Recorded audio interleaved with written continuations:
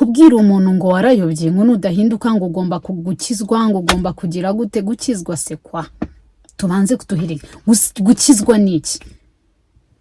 gukizwa niki ugasanga umuntu by the way reka twirinde gucira abantu imanza ibi mbivuga twirinde guca imanza pe ugasanga umuntu ntabwo yegera kanaka ukabona rwose batandukanye ngo atazanyanduza imico mibi nimba warizeye ukemera Imana kuki wemera se ko bakwanduza ahubwo kuki utabanduza imico myiza nimba n'umunara nahindutse wivuga ngo wikirata hari igihe umuntu ahinduka akavuga ngo uyu muntu akijwe kubera njyewe no we ibyo bintu ntabwo ari byo ntabwo umuntu akizwa kubera wowe ntabwo umuntu ahinduka kubera wowe ahubwo Imana Mwuka Wera niwe uza agakora akazi muri we ashobora gukoresha wowe ashobora gukoresha undi muntu uwo muntu agahinduka character ze zigahinduka pe mu buryo bwiza cyangwa ubundi ariko ntabwo ari uba wabikoze ntuzigere wirata icyo kintu kubera ko wabaye umuyoboro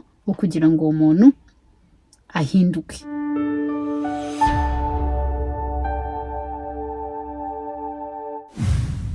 mureke Imana nitwa Imana mureke Imana nitwa Imana ikora igihe ishakiye mu bumana bwayo yo niyivuguruza kandi izabisohoza ikora igihe ishakiye mu isaha yayo yo niyivuguruza kandi izabisohoza shalom Kristo ahabwa icyubahiro umwami wacu ashimwe cyane so bibaye ngombwa ko nkora iki kiganiro ntabwo nari nabiteguye ariko ndabashuje mu izina rya Yesu Kristo turashima Imana ko yongeye kuturemera umunsi w'ibyishimo umunsi wo kubaho umunsi w'amashimwe umunsi utazongera kugaruka mu buzima bwacu rero ku bantu mwese situation waba urimo iyo ari yo yose menya ngo Imana yacu ntabwo ijya ihinduka kandi ikora mu buryo bwayo mu mana bwayo nijya igirwa inama nijya igirwa inama na gato ntijya icyo nzi cyo nuko kuba uriho Imana igufiteho umugambi mwiza Imana igufiteho umugambi mwiza so hari icyanditswe hari akantu ushaka ko tuvugaho ariko ni munyemere mbanze nsome kino cyanditswe kiri mu Bafilipi 4:4 cyanditswe nagisomye numva ndagikunze Mana yanjye numva ndagikunze numva uyu mwaka ngiye kubamo umutima wanjye unezerewe kubi no mu byiza kino cyanditswe kiri mu Bafilipi 4 haravuga ngo mujye mwishimira mu mwami wacu iminsi yose yewe nongeye kubivuga ni mwishime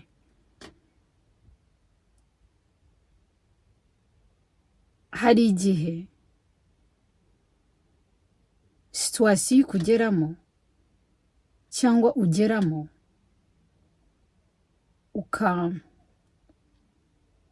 target ya Satani ari kugira ngo agukureho bya byishimo uribuka umunsi umwe Yobu yari igihe Satani ari gutembera ngo Imana yamaje amubwira ngo wabonye umugaragu wanjye nishimira kirangira amubwira ngo se yabuzwa n'iki kumwishimira yabuzwa n'iki kunezezwa kubera ko wamuhaye byose wamuhaye amafaranga wamuhaye abana wamuhaye urubyaro wamuhaye everything umuha byose arambwira ati icyo nzi cyo neza nuko biriya byose genda n'ibyawe ariko icyo murinze n'ubugingo bwe so ati nyine we yarazi ko ikintu cya mbere gituma umukristo yishima ari ukuba wenda ufite inzu nziza ari ukuba ufite amaguru ari ukuba ufite iki byakagombye kuba beyond y'ibi bintu tubona muri iyi si Satani avuga ati oho kubera ko rero Satani areba bugufi abareba ko wenda iyo umuntu abayeho neza arya neza afite iki abareba ko ari byo biri gutuma useka Satani yaragiye murabizi nkuru yo benshi murayizi cyane yaragiye amuteza ibibazo amwambura abana be barapfa barashira, amwambura iki kugeza aho umugore amubwira ati ariko iyo mana weretse ukipfira, iyo mana uri gusenga niye. Ariko Yobu yakomeze gutitiza aravuga ngo ntaje muri iyi si nambaye ubusa, mwese abana bavuka uko bameze nyine baba nzarinda nyivamo ntacyo nyivanyemo, iyabimaye n'ubundi izabinsubiza ihabwa icyubahiro. Yobu yari umuntu ntazi pe. So situation waba urimo uyu munsi, situation waba urimo uyu munsi, ndi gukubwira ngo ishime pe. Nimba warasobanukiwe neza Kristo, nimba warasobanukiwe neza umwami ukorera, baho wishimye, nezerwa. Ngo mwishime iteka ryose, ni iminsi yose, yewe nongeye kubivuga ngo mwishime. Ku murongo wa 5 havuga ngo ineza yanyu imenywe n'abantu bose, umwami wacu ari bugufi. Nimukagire icyo mwiganyira, ahubwo ibyo mushaka byose bimenywe n'Imana. Mubisabire mubyingingiye mushima, nuko amahoro y'Imana ahebuje yose ayo umuntu yamenye azarindire imitima yanyu n'ibyo mwibwira muri Kristo Yesu. Cyanditswe ndagikunda cyane ngo nuko ibyo mukenye byose bimenywe n'Imana. Ibyo mukeneye byose nimukapfe kubibwira abantu. Yego umuntu ku isi ashobora, umuntu ni umuntu ukomeye cyane ku Mana, ni umuntu w'agaciro. Ikindi kandi kuri iyi si kugira ngo ugire ikintu ugeraho uzakenera umuntu, kugira ngo ugire umuntu ugukomeza ni umuntu n'ubundi stili, kugira ngo ugire promotion uzakenera abantu. Kubana ni byiza, abantu nta bantu b'agaciro, turaba agaciro cyane ku Mana, kandi ntabwo uzabona Imana ngo pa imanuke, ahubwo Imana izazice mu muntu agukorera ibyo Imana yagambiriye gukora. Rero ni ukuvuga ngo tube muri iyi si dukundana. Rero umuntu ni uw'agaciro ku Mana. Rero hano yavuze ngo, ijambo ry'Imana yavuze ngo ineza yanyu imenywe n'abantu bose, umwami wacu ari bugufi. Nimukagire icyo mwiganyira, ahubwo ibyo mushaka byose bimenywe n'Imana yo mu ijuru. Uyu munsi ushobora kuba udafite ikintu, ariko ubutaha uzakigira. Icy'ingenzi ni uko ufite ubugingo. That's my message. Rero mureke tubeho twishimye uyu mwaka wa 2025, 2025. Ni ukuri sobanukirwa neza, menya neza agaciro kawe, menya neza ko wamenye, ubeho wishimye. Satani yanga umuntu useka, yanga umuntu useka. Iyo gutesha igerageza ukavuga apana, ugaseka, aravuga aka ntago kakoze, siko kakatamukozeho, akongera ugaseka, aka ntago kamukoze agira akabivamo. Arivumbura da, arivumbura nuko mu mashini ukabona ari kwisukirana. Imana iduha umutima ushima, uduha umutima unezerewe, uduha umutima usobanukiwe neza yuko umwami twamenye, Imana twamenye atari yahaya hafi. Yego. Kandi ari Imana idukunda, itugenera igihe ibintu byayo, mu ikora ibintu byayo mu gihe cyayo, ntagirwaho pressure nyine. Yego. So Imana ibaha umugisha, no kuri muzishime, muzanezerwe, Imana izabaremera amashimwe 2025. So impamvu rero yatumye nkora kano kantu, arakantu ushaka ko tuganiraho, ntabwo karapati y'iki cyanditswe, ntabwo byari byapanzwe icyanditswe, ariko nuko nyikunda. Nkunda ibyanditswe ibiri, habamo iki, hakabamo ibyanditswe byose biramfasha, biranyigisha ni byinshi. Ariko uyu mwaka numvishe nabasomera kino cyanditswe, akantu nashaka ko tuganiraho. Murazi neza yuko muri ubu buzima bidashoboka ko umuntu ahindura undi, cyangwa birashoboka? Tell me, mumbwize ukuri. Umuntu ashobora kuza agahindura umuntu, cyangwa Mwuka Wera niwe uhindura umuntu? Mubyumve neza. Umuntu ntashobora guhindura undi muntu, ahubwo Mwuka Wera niwe ufite akazi ko guhindura umuntu. Umuntu icyo akora, asengera umuntu, akamusabira. Noneho igihe cyagera, Imana igakora akazi kayo kuri uwo muntu wamusengeye. So impamvu mbivuze nta kindi rero,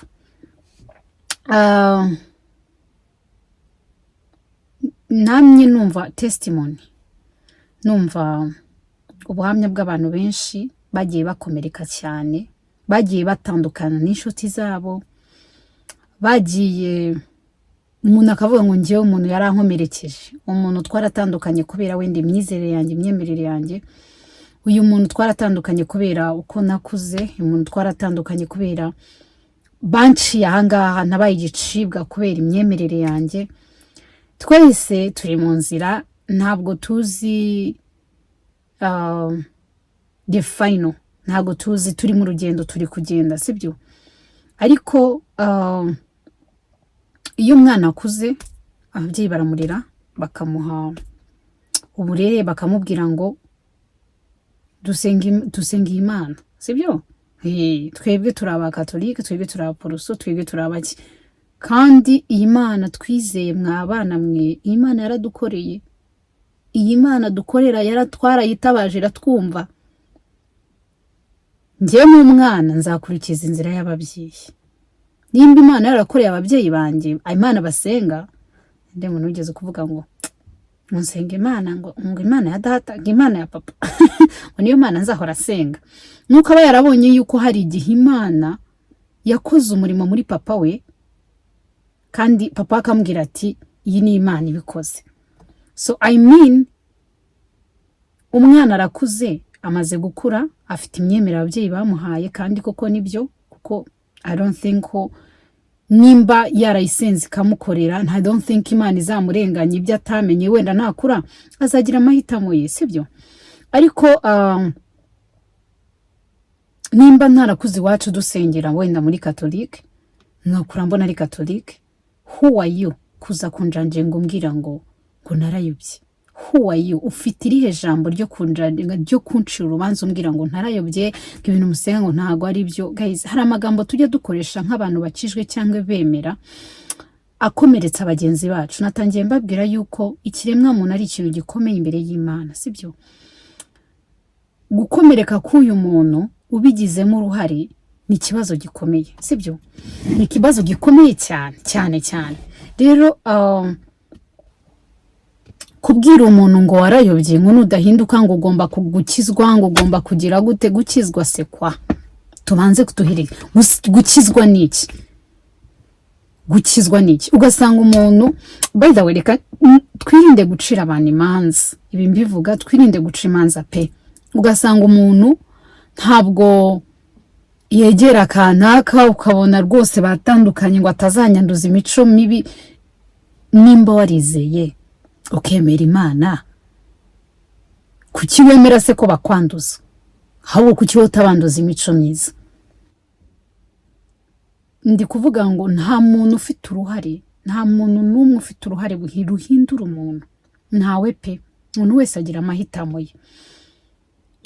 Ikintu cyiza twakakoze nk'abemera ni ugusenga, niko njye mbyumva, ni ugusenga Imana. Nimba hari ikintu wabonye kuri mugenzi wawe kitagenda neza, nimba hari ikintu wabonye kuri mugenzi wawe kitari cyiza, mbere yuko umujudginga ngo kanaka wenda ngo anywa inzoga, kanaka wenda akora ikintu, umujura niki, abantu barakomereka. Trust me, barakomereka. Wowe wita umuntu umujura, nawe bitekerezeho. Wita umuntu ngo ni umujura, ngo ni umusambanyi, ngo ni umusinzi, ngo niki, mbere yuko umwita umujura cyangwa ikindi kintu, wakoze iki kugira ngo ahinduke?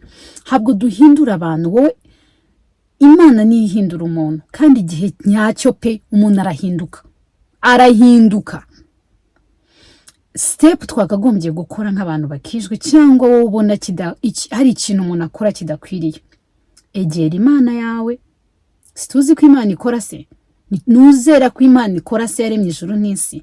Yegera uyibwira ati Mana, nkweretse Yvette, nkweretse Juliette, nkweretse kanaka, urazi neza ko hari ikintu cyamunaniye, urazi neza ko kino kintu kibangamiye ubuzima bwe, either gishobora no kumwirukanisha mu kazi ke, either gishobora no gutuma akora accident wenda nimba nk'inzoga nyinshi either gishobora kugira genda ufate igihe usengera uyu muntu amasengesho yawe ntago azapfa ubusa imbere y'Imana. Mwuka wera ikikora yumva isengesho ryawe hanyuma yo ikazabikora mu gihe cyayo. Uwo muntu mu gihe cyayo either bitwara imyaka bitwara amasegonda 5 isengesho ryawe rirakora riragenda mu buryo ntazi. Dore inzira z'Imana ngo zirenga 1000 mbona zirenga n'ibihumbi 10. Ikoresha inzira zitandukanye abana abantu twego tudatekereza. Uwo muntu agahinduka totalement igisubizo cyawe kikaza, ariko utagizemo uruhare rwo kugira ngo umwereke ko usa nkaho witandukanyije nawe, umwereke gusa nkaho umushize mu kato. Man, reka mbabwire, ntago biramba, ariko iyo umuntu ashizwe mu kato arababara. Like kujya nko mu bantu ukabona bari kukwinuba, ukabona bari ntago uri kuri level yabo, ntago uri kuri class yabo, ntago uri ku ukabona neza rwose nta nushaka kuvugisha. Nasinzi nimba hari umuntu wigeze ugera muri iyo situation, wenda we yaduha ubuhamya, ariko umutima w'uwo muntu urababara, ubumeze nk'igicibwa muri abo bantu, busa nkaho nta jambo ugira, busa nkaho uri gacakaragarafu n'ubari gacakarafu simbizi, gusa birababaza. Rero reka tugerageze mu buzima tumenye ko twebwe tudafite uruhare ruhindura abantu, ahubwo Mwuka wera niwe uhindura umuntu, sibyo? Mwuka wera niwe uhindura umuntu. Ikindi kintu tuba tugombwa ni ukwera imbuto nzima. Nimba hari ikintu ubona, ntabwo ari cyo gihe cyo kumuta, ntabwo ari cyo gihe cyo kumwigeza hirya, ahubwo ni igihe cyo kumwereka ko ntago umuciriye urubanza mu byo arimo gukora ubu ngubu muri kugendana kwa. Nukuri njyewe nigeze mbaho ngira inshuti nk'ibunzi ndazifite zimwe inzoga pe zikanywa. Man, sindakoze inzoga na rimwe mu kanwa kanjye, ariko ntabwo ncira urubanza abantu bazinywa, nta nubwo ngiye inshuti zanjye nazicira kuri no. Nimba twagiye ahantu bafataga inzoga bakicara bakazitereka nkanaziserva, hari situation nigeze ngeramo, hari ukuntu abarokore tuvuga ngo iyo userivye inzoga ukijijwe ngo ubukoze icyaha.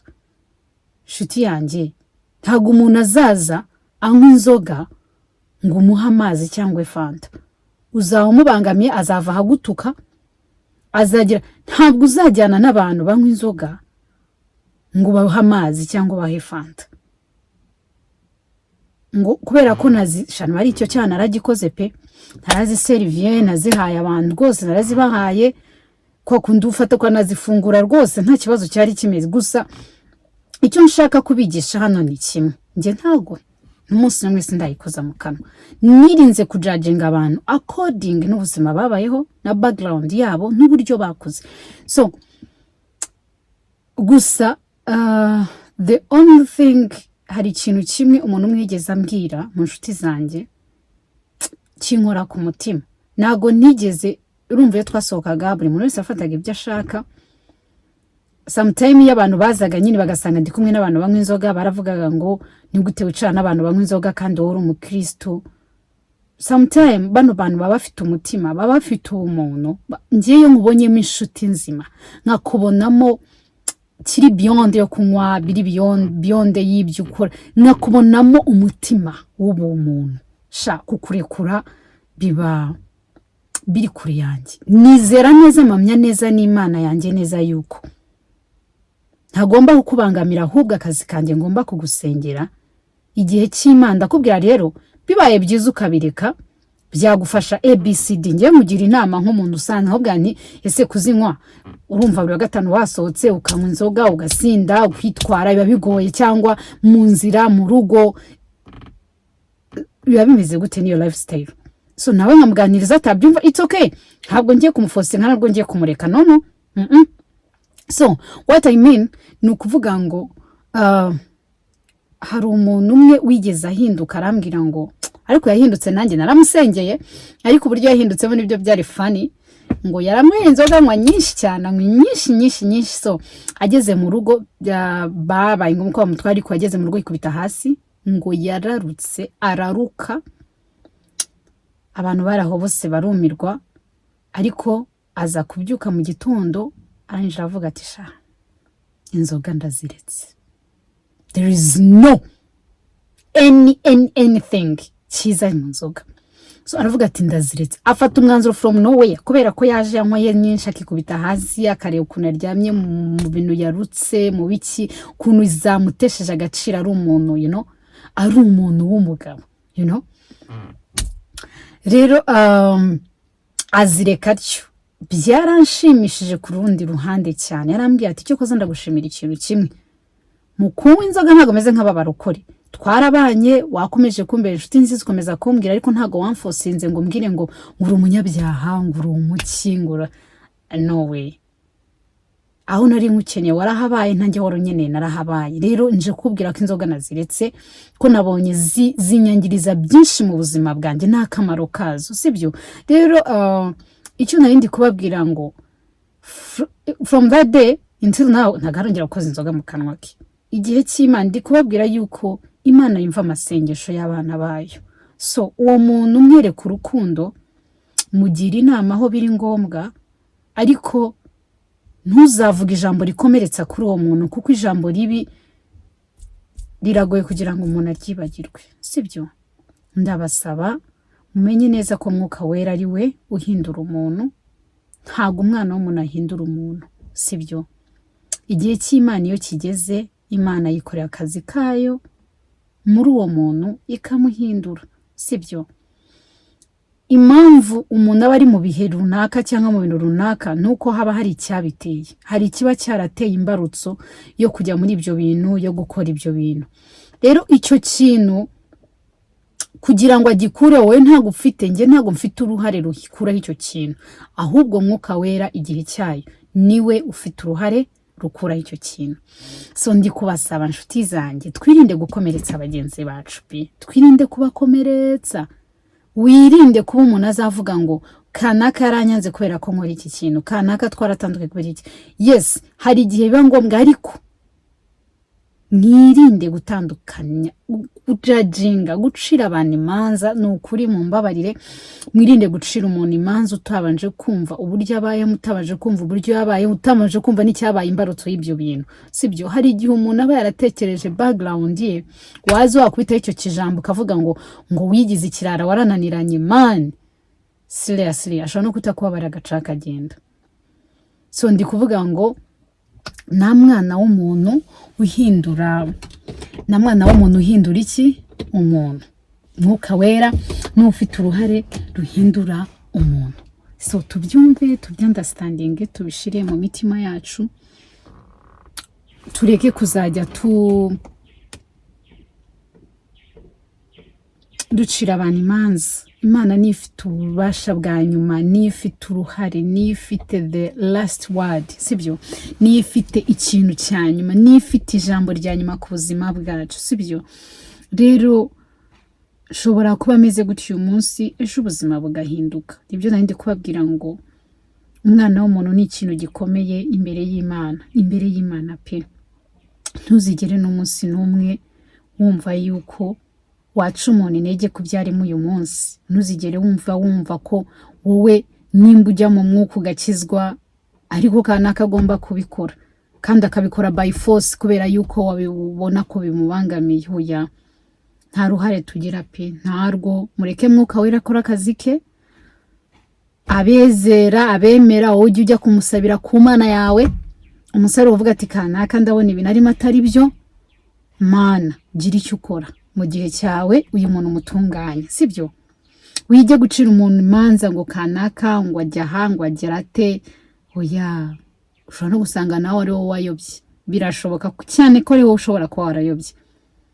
Rero umuntu muzima wasobanukiwe neza ntabwo acira imanza mugenzi we, ntabwo akomeretsa mugenzi we, ahubwo amujyana pole pole, gahoro gahoro. Igihe cy'Imana iyo kigeze umuntu arahinduka, sibyo? Twirinde rero gukomerekezanya. Niryo jambo nari mfite mbabwira yuko nta ruhare tugira mu guhindura umuntu, ahubwo Mwuka Wera ari uhindura umuntu. Nimba n'umuntu nahindutse wivuga ngo wikirata, hari igihe umuntu ahinduka akavuga ngo uyu muntu yakijwe kubera njyewe, no we ibyo bintu ntabwo ari byo. Ntabwo umuntu akizwa kubera wowe, ntabwo umuntu ahinduka kubera wowe, ahubwo Imana Mwuka Wera niwe uza agakora akazi muri we. Ashobora gukoresha wowe, ashobora gukoresha undi muntu, uwo muntu agahinduka, character ze zigahinduka pe, mu buryo bwiza cyangwa ubundi. Ariko ntabwo ari uba wabikoze. Ntuzigere wirata icyo kintu kubera ko wabaye umuyoboro wo kugira ngo uwo muntu ahinduke. So mumenye neza rero, ahubwo ujye uca bugufi uvuga ati Mana nguhaye icyubahiro kubera ko wankoresheje, nguhaye icyubahiro yuko wankoresheje kugira ngo uyu muntu abashe guhinduka, sibyo? Rero bakristo bene data, inshuti zanjye, inshuti z'umusaraba, bene abantu aho bari hose, waba uri mu idini iryo ari ryo ryose, aho waba usengera aho ariho hose, bitewe n'imyemerere yawe iyo ari yo yose, reka twige ikintu cyo kubana tudakomerekanyije mu buzima bwacu bwa buri munsi. Twige ikintu cyo kubana udacira mugenzi wawe urubanza bitewe n'uko yabayeho, bitewe na background ye, bitewe n'imyizere cyangwa bitewe n'imyemerere cyangwa bitewe n'idini rye. Oya, ntabwo ibyo bintu byakagombye kubaho, kuko twese twizerera mu bitewe n'uko twabayeho background zacu. Rero instead yo kugira ngo uzunjudging cyangwa uncire urubanza, it's better yuko wafata time ukansengera, ukareka Mwuka Wera agakora akazi ke. Yesu Kristo ajya kujya mu ijuru avuze ngo mbasigiye Mwuka Wera, azababera umujyanama muri byose, azakora byinshi muri mwebwe, azababera everything. Sibyo, ntabwo yadusize nk'imfubyi. Rero baza Mwuka Wera umubwire ngo umuguiding uwo muntu, kandi uwo muntu nimba hari umuntu uzi, ujye umwereka urukundo muri situation arimo, umwereka urukundo, ugendane nawe until, kuko urukundo rurahindura, urukundo rutwikira. Ijambo ry'Imana avuga ngo urukundo rutwikira ibyaha byinshi, sibyo? Ni ukuvuga ngo hari igihe ushobora kuba wakoze ibyaha, ariko Imana yareba umutima uri muri wowe, yareba urukundo ufite muri wowe, ikavuga ati ibi byaha by'uyu muntu kubera urukundo afite, rwa rukundo rukatwikira. Imana iri mu mutima, ntabwo ijya ibasha, iyo ibonye ufite the real love cyangwa urukundo nyarwo, ibyaha byawe byose no kurira bitwikira. Urwo rukundo rero nirwo rukwiye kugaragara muri abo bantu, sibyo? Basi muha urukundo, mwerera imbuto, umwereke ko utamwinubye, umwereke ko utamwitashije, umwereke ko utamuhaye akato, umwereke ko no muri bya bindi bye akora still uracyari kumwe nawe, uracyari inshuti ye, aho azagukeneye uzabana nawe no matter what. Nubwo hari ibyo yakwinvitingamo ngo unywe ntubinywe cyangwa ntubikore, ariko uracyari kumwe nawe, urazi neza yuko igihe cyose, igihe cy'Imana nikigera, uwo muntu hari igihe ubuzima bwe buzahinduka kandi agahumuka amaso, sibyo? Rero gukomerekezanya tubireke pe, tubireke. Twebwe dusenge, ujye usengera umuntu, umushire mu ntuza yawe, mu masengesho yawe. Isengesho ryawe ntago ari iry'ubusa ku Mana, uko warivuga iryo ari ryo ryose, ijambo wakatura ku Mana, watura ikintu kiza ku muntu, Imana izaryumva. Icyo cyo cyumve neza. Isengesho ryose uzatura ukavuga ikintu kiza ku muntu, Imana izaryumva. Rishobora kudakora uyu munsi, rikazakora mu myaka 2 cyangwa mu mezi 2, ariko Imana izaryumva. Ufashe umwanya wawe ukicara ukavuga ngo kanaka mushe mu biganza byawe, kizeka ukamuvuga mu izina, isengesho ryawe rizumva pe. Ari ikintu cyiza umwaturaho, ariko nusenga watura ikintu kibi, ntago bizakunda. Reka twige rero gusenga, kandi dusengera bagenzi bacu. Imana yumva isengesho ry'abantu bayo rwose, abantu bayo. Ubundi umuntu n'Imana bahanye isezerano rikomeye cyane. Rero reka twige kubaho ubwo buzima, reka twige kubaho ubuzima bw'urukundo. Ubundi umuntu ufite urukundo ntabwo acira abantu imanza. Warasenga, Imana igakora akazi ke, sibyo? Imana igakora akazi kayo. Rero that is it. Imana ibaha umugisha cyane, kari agaciro bitewe n'ibintu byinshi mba ngenda narumbishe n'ubuhamya bw'abantu. cyane cyane twebwe abarokore tugunda gucira abantu imanza rwose. Umuntu akaza akubwira ngo kuki barokore mukunda gucira abantu imanza, why? Ngo abantu mwumva ko ari mwe mwageze mu ijuru, mwumva ko ari mwe mwafashe ukuboko kw'Imana. Sometimes it's funny, birasekeje kandi another side ndabyumva cyane, ndabyumva pe. Nimba ukijwe ukumva ko ari wowe ufashe Imana mu biganza, ukumva ko ari wowe utwaza Imana ibitabo, ukumva ko ari wowe wikumva, sibyo? Gukizwa ni byiza, ariko umuntu ukijwe aca bugufi, sibyo?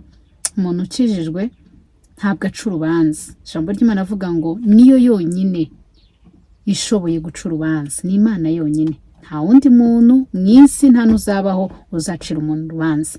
Rero ukicara neza ukumva ko we uhamya n'umutima wawe yuko ubuzima bw'umuntu wawe ushira akadomo. Hoya ntago ari uko dukizwa, ntago ari uko twagombye gukizwa ngo abarokore ngo ducira abantu imanza cyane. Ubona umuntu ukamubonamo shitani, ubona umuntu ukamubonamo, hoya, leave those things, muve muri iyo kategori rwose, tuyivemo, tureke gukomerekezanya, tureke kugira gute.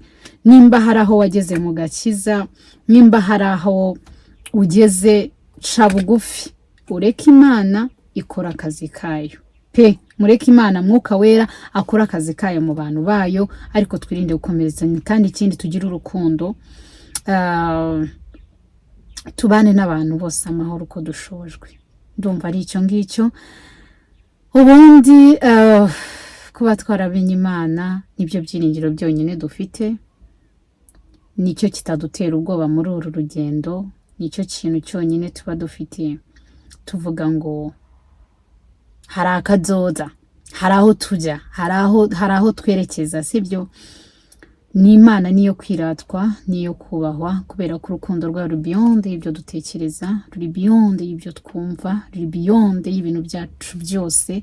Ibyacu byose ntibye urukundo rwayo. Ijambo ry'Imana avuga ngo imbabazi zayo nizigira akagero, ntabwo zigererana. Nta cyana kimwe Imana itakubabarira, nta cyana kimwe Imana itagukuramo, nta kintu na kimwe Imana itakubabarira. Umwana w'umuntu ashobora kurimitinga akavuga ngo kanaka sinzigera mubabarira kino kintu, ngira ngo abantu bajya babaho, sinzigera mubabarira, nzarinda ava muri iyi nsi naramubabarira, ndahiro mbi cyane. Ariko Imana yacu iravuga ngo ndi Imana yuzuye imbabazi, itinda kurakara, sibyo? Kuvuga ngo imbabazi ze ziri beyond y'ibintu byose. Uwo muntu ashobora kuvuga gutyo ngo azagenda nyine, azajya mu gitaka dupfe twese, ariko wowe Imana izakubabara igihe cyose uzagarukana umutima usaba imbabazi. Rero nta kintu kimwe umwana w'umuntu yakora cyatuma Imana itakubabarira, ntacyo, azironga wowe wemezanye n'umutima wawe ko Imana, kuko Imana ni inyembabazi, ni inyembabazi. Mana yanjye simbizi, irababarira, nta cyana kimwe itababarira pe. Rero uruwa agaciro ku Mana, uruwa agaciro, ntukajya ukangwa n'ibintu ubona, ntukajya ukangwa n'iki situation yose ishoboka, kuko Imana nta muntu idakunda, nawe pe nta muntu idakunda. Ubu ukijwe ubudakijwe, wowe wemera ubutemera, Imana iragukunda. Icyo cyurakizi, ugomba kukimenya ukayishira mu mutima wawe, kandi igihe cyose uzasenga izanakumva, ititeye ku byo wakoze, ititeye ku byaha by'ababyeyi bawe, ititeye ku aho wari uri, ititeye ku byo wakoze, izakumva kandi izagusubiza. That's our God. Yo ni Imana yacu twamenye. Rero ni Imana yo kwizerwa, ni Imana yo kuratwa, ni Imana yo kuvuga ubwiza bwayo, uko ushobojwe ujye ubikora. That is it. Nta kantu gato narindi kubabwira, mvuga ngo dukomeze twegere Imana kuruta ibindi bintu byose, dukomeze tuyikomezeho, dukomeze tuyigire inshuti yacu, kandi twirinde gucira abantu imanza, kandi twirinde kumva yuko twebwe tugira uruhare rwo guhindura abantu. Hoya, ntarwo. Umuntu ashobora kuza akakubwira ngo shanga uzi ko ari we agatanga ubuhamya ngo guhinduka kwanjye n'uyu. Hoya, ntago ari wowe, ahubwo ni Mwuka Wera n'Imana byakoze akazi bica muri wowe. Imana ibaho umugisha cyane, ibaho umugisha cyane. Dukomeze dushaka Imana bigishoboka ko ibonwa, dukomeze tuyambaze ikiri bugufi, dukomeze tukiyambaze tugifite ubuzima, kuko kuba ukiriho uri umukandida w'ibyiza. Kuba ndiho ni umukandida w'ibyiza. Inshingano zanjye kuri iyi nsi, cyangwa inshingano zawe kuri iyi nsi, ntago zirarangira. Hari icyo Imana ifite kugukoresha mu gihe gikwiriye kugira ngo hagire byinshi bihinduka. So uri umugisha, uri uw'igikundiro, uri uwo kubahwa, ndetse kirenze kuri ibyo urakunzwe mu buryo bundi cyangwa ubundi, kandi kirenze kuri ibyo hari ingabo nyinshi Imana izatanga ku buzima bwawe igihe cyose Imana itarasoza umugambi wayo kuri wowe. Imana izatanga ingabo nyinshi, uzagenda ufite bodyguard nyinshi cyane kuri wowe ikurinde, waba wasenze cyangwa utasenze. Abamarayika bazajya bahora bakurinze kubera yuko hari icyo Imana ishaka ku buzima bwawe. So nimba hari icyo wumvishe muri iri jambo mvuze, nimba is it true, comment and share kugira ngo turusheho kungurana, turusheho kubana muri iyi si amahoro. Imana ibahe umugisha. Bye bye, have a good day. Uwiteka abagire neza, icyumweru cy'umugisha, icyumweru cy'urukundo, icyumweru kidasanzwe. So bye bye.